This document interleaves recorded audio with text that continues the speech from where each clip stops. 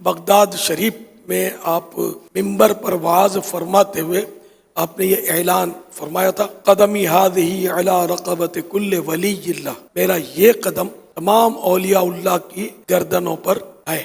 سب سے پہلے حضرت علی بن حیتی رحمۃ اللہ علیہ سب سے پہلے خلیفہ بھی ہیں غوث پاک کے، یہی سب سے پہلے آگے بڑھے اور قدم مبارک تھام کر اپنی گردن پہ لیا تھا۔ پھر یہ دیگر اولیاء کرام نے بھی باری باری ایسا کیا۔ ان دنوں حضرت خواجہ غریب نواز معین الدین چشتی اجمیری رحمۃ اللہ علیہ خراسان کی پہاڑیوں میں عبادت فرماتے تھے، یہ بھی بیان سنتے تھے غوث پاک کا۔ انہوں نے یہ سن کر غوث پاک کے جناب میں عرض کیا، بل عینی و علی رأسی، کہ آپ کا مبارک قدم میری گردن ہی پر کیوں بلکہ میری آنکھوں پر، میرے سر پر۔ اولیاء کرام پھلدار شاخیں ہوتی ہیں، جو شاخ پھلدار ہوتی ہے وہ جھکی رہتی ہے، جس میں پھل نہیں ہے تو اکڑتی ہے۔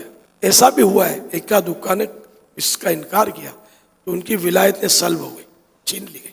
اس طرح کے ان کے اور بھی نہیں پہلے سے پیشن گوئیاں تھیں کہ یہ برسر ممبر اس طرح ممبر پر کھڑے اور اعلان کریں گے بغداد میں اولیاء کرام کے شہنشاہ بادشاہ سلطان الاولیاء۔ اچھا، غوث پاک کا بیان ریلے بھی ہوتا تھا، نہ اس وقت کوئی چینل کی ٹیکنالوجی تھی، نہ کوئی ٹیلی فون کے ذریعے کوئی ریلے کا سسٹم ہوتا تھا، لیکن روحانی سسٹم کے ذریعے غوث پاک کا بیان ریلے ہوتا تھا۔ اولیاء کرام اپنی خانقاہوں میں بیٹھ کر مریدوں کے ساتھ سنتے، تو کہیں پہاڑ میں غار میں عبادت کر رہے ہیں تو وہاں سنتے، ذرا ولیات بھی سنتی تھی۔ 70,000 70,000 کا لکھا ہے، اتنے بڑا اجتماع ہوتا تھا، اور مائک سسٹم بھی نہیں ہوتا تھا ان دنوں، لاؤڈ اسپیکر نہیں ہوتا تھا، لیکن جو سامنے بیٹھا ہے صاف آواز سن رہا ہے، وہی سب سے آخر میں بیٹھا ہوا بھی صاف آواز سن لیتا تھا۔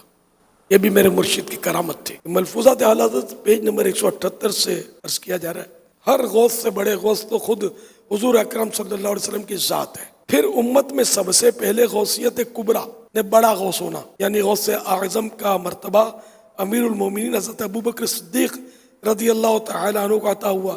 ان کے بعد امیر المومنین فاروق اعظم رضی اللہ عنہ کو یہ مرتبہ عنایت ہوا۔ پھر امیر المومنین حضرت عثمان غنی رضی اللہ عنہ کو یہ مرتبہ ملا، پھر مولا علی رضی اللہ عنہ کو، اور پھر حضرت امام حسن مجتبی نواسہ رسول رضی اللہ عنہ سے درجہ بدرجہ امام حسن عسکری رضی اللہ عنہ تک یہ سب حضرات مستقل غوث یعنی قطب اکبر و غوث اعظم ہوئے۔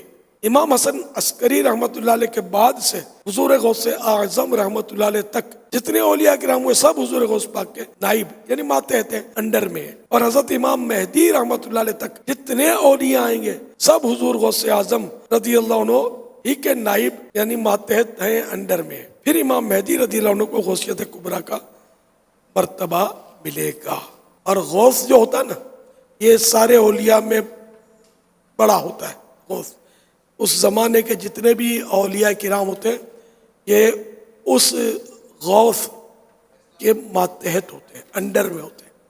اور ہمارے جو غوث پاک ہیں شیخ عبد القادر جیلانی رحمۃ اللہ علیہ، یہ امام حسن عسکری رضی اللہ عنہ سے لے کر امام مہدی تک ان کے درمیان جتنے بھی اولیاء کرام غوث کتب ابدال اغواث جو بھی آئیں گے ان سب کے آپ سردار ہیں۔